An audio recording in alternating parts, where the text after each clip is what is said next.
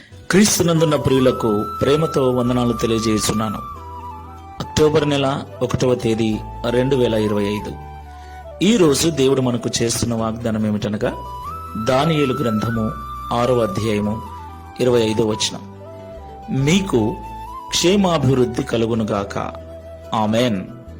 నా ప్రియులారా, మనమందరం కూడా అభివృద్ధి చెందాలని, ఉన్నత స్థితికి వెళ్ళాలని ప్రయాసపడుచూ ఉంటాం, కష్టపడుచూ ఉంటాం, ప్రార్థిస్తూ ఉంటాం కూడా. మన కష్టము, మన ప్రయాస మనల్ని ఉన్నత స్థితికి తీసుకెళ్తుంది, అందులో సందేహం లేదు. అయితే మన ప్రయాస ద్వారా, కష్టము ద్వారా వచ్చే అభివృద్ధిలో క్షేమము చాలా తక్కువగా ఉంటుంది. ఎన్నిటినో కోల్పోవలసి వస్తుంది, ఎన్నింటినో త్యాగం చేయవలసి వస్తుంది.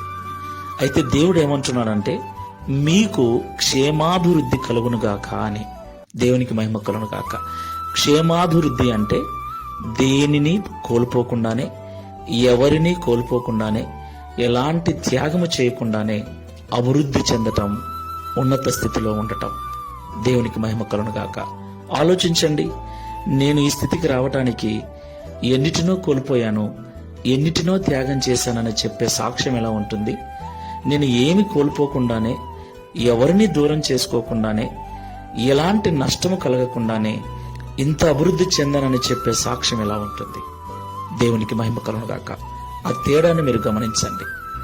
అయితే మనం సాధారణంగా మొదటి రకం సాక్ష్యాలనే వింటుంటాం, రెండవ రకమైన సాక్ష్యాలు చాలా అరుదుగా వింటుంటాం. దేవుడు రెండవ రకమైన సాక్ష్యం అనగా ఏమి కోల్పోకుండానే దేవుడు నాకు క్షేమాభివృద్ధిని కలగజేశాడని మనం సాక్ష్యం చెప్పాలి. అలాంటి సాక్ష్యం చెప్పాలంటే క్షేమాభివృద్ధి మనం చెందాలి. క్షేమాభివృద్ధి మనకి ఎలా వస్తుందంటే, Download ShareChat.